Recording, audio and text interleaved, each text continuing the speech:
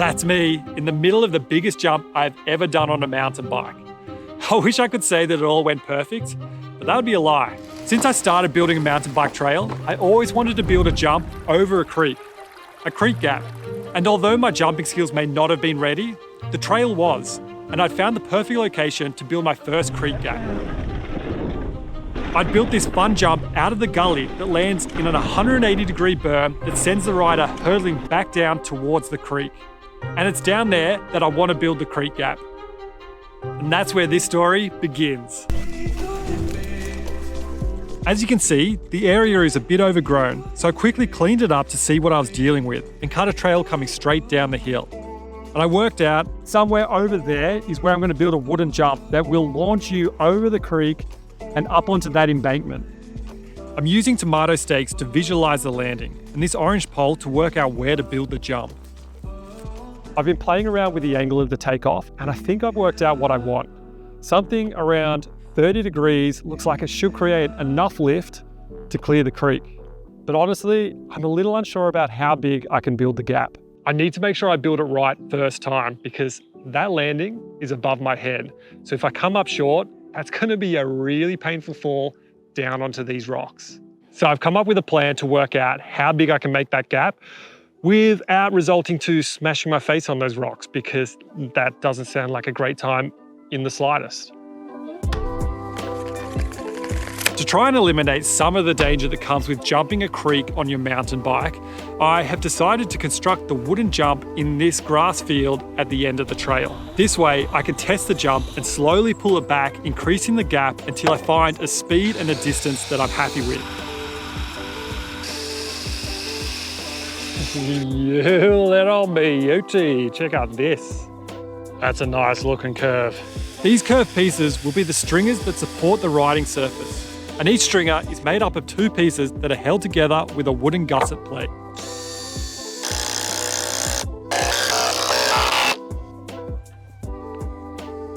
Now I just need to do the exact same thing for the second one.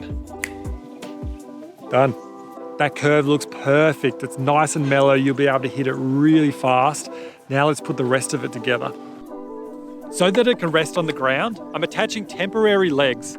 Wait until you see the final jump. It's going to be taller than me and I'll need to find some legs that are way longer to replace these. You may have noticed different colours of wood. That's because I have salvaged pieces left over from previous builds, making sure nothing goes to waste.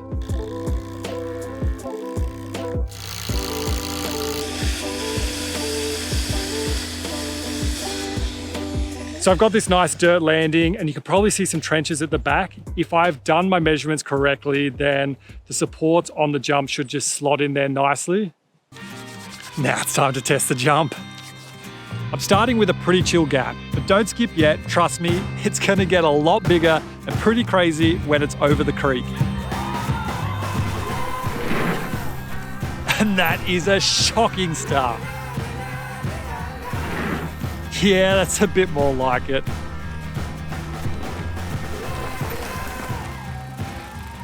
That last one was a bit faster and definitely a bit bigger. So I'm gonna push this kicker back and make a bigger gap.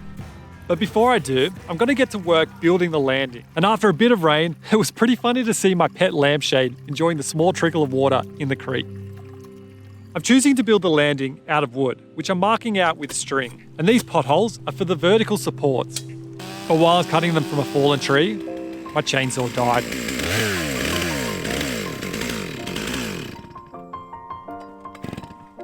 It was in desperate need of a service.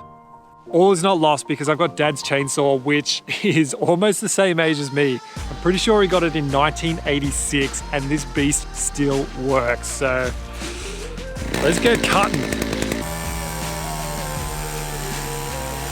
All right, the chain is in serious need of sharpening, but at least it's working, so we're winning. I cut myself a few more logs, debarked them all, and headed back to the construction site.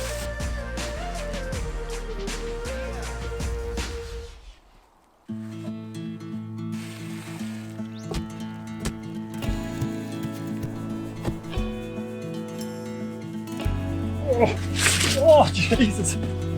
Dangerous here at the moment. So slippery after all this rain.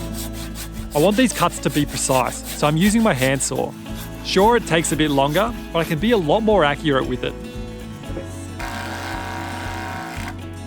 I'm gonna have a small case pad on the front of the landing, which should make it a little bit safer and save a couple of smashed rims.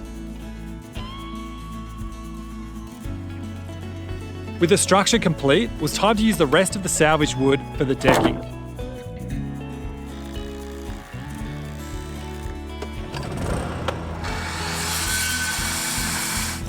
Fist bump. Good girl. I've dug a run out for the landing and the trail scoops uphill, but this wood section is only about the length of a bike, so at speed, that transition could feel pretty tight. Before I move the kicker into place and officially make this a creek gap, I'm going back to the field to test out that big jump.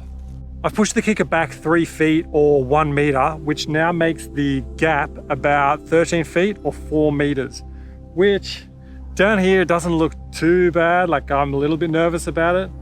But when you put a massive creek in the middle of it, I don't know, I think it's just gonna look pretty insane. So let's see if I can get comfortable hitting this, and then we'll move the kicker up to the creek and see if I can do it without smashing my face on the rocks. It's not a pretty sight. All right, Aggie, give me some love.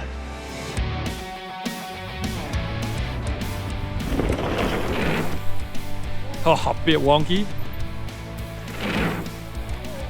Oh, that one was so ugly and I'm seriously doubting my abilities.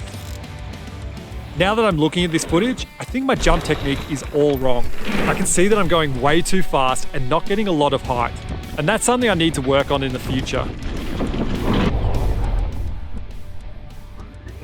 But at the time, I thought I was ready to jump a creek. The original plan was to pull it apart and reconstruct it at the creek. But the wood had shrunk in the sun and those screws were not coming out.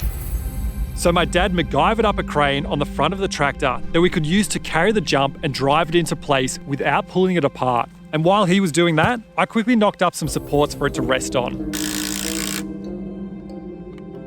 That looks strong enough to hold the kicker. Let's see if this crane works. The plan is to strap that to the big crane which Dad is driving over now. I'm not sure if this is going to work, but I'm excited.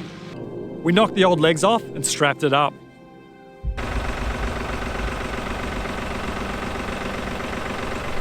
You little beauty, let's go.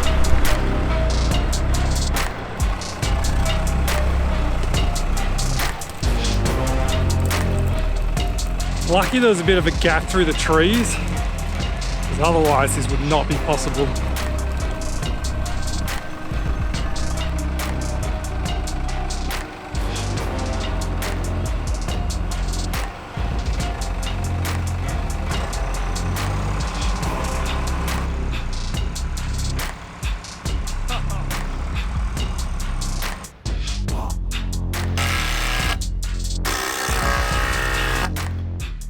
I've got a run in and I've got the kicker in place, but holy crap, this thing is insane. I'll tell you what, 4 meters in the field looks a lot smaller than 4 meters with a creek in the middle of it. Now, I know for some of you, this is a small gap, but for me, this thing is massive. Be honest, would you jump this? Let's quickly give away a Cutlaps t-shirt. Like last time, I have 2 of these up for grabs. The first winner is Joey Bite 9509, who left this great comment. And the next winner is one of you. Like last time, I've hidden a puzzle somewhere in this video, and the first person to solve it gets the t-shirt.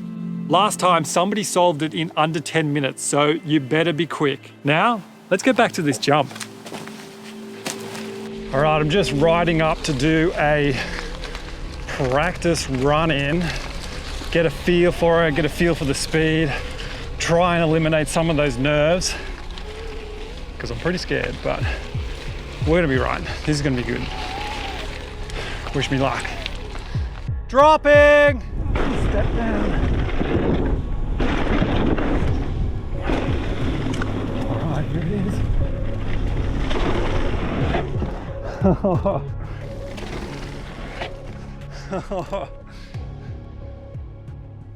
That's fast.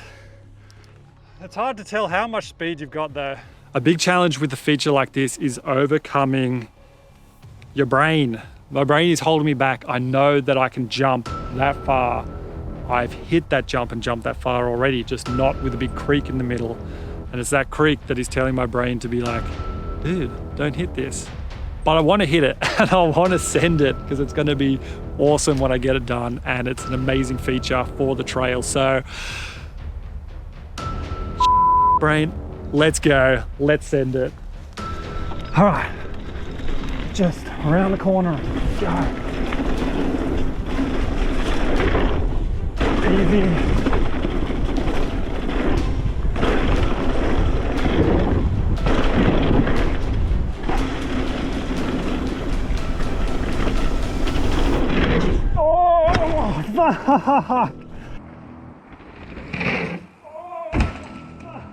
Fuck! Okay, I survived. I overshot it. I missed that wood landing completely.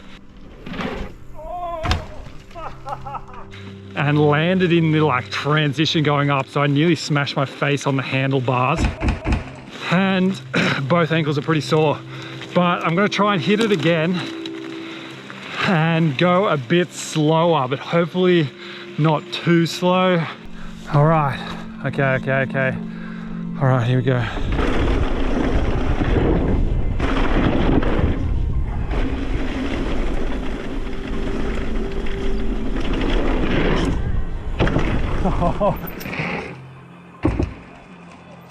That second jump was much better. I went a bit slower and actually landed on the wood, but it still felt pretty bad. The wood landing is not steep enough and it's too short, and it just doesn't feel great. So I'm gonna need to make some changes to the landing or possibly the takeoff, or maybe both. I'm not sure, because I really want to be able to just boost down that hill, send the gap, and then maintain all that speed to go up into another massive berm. So I'm gonna have to do some thinking and make some changes in the future. But right now, I'm just thankful to be alive. That was sketchy, gnarly, but actually pretty awesome. Like, that takeoff felt sick. Thank you, legends. I'll catch you guys in the next episode.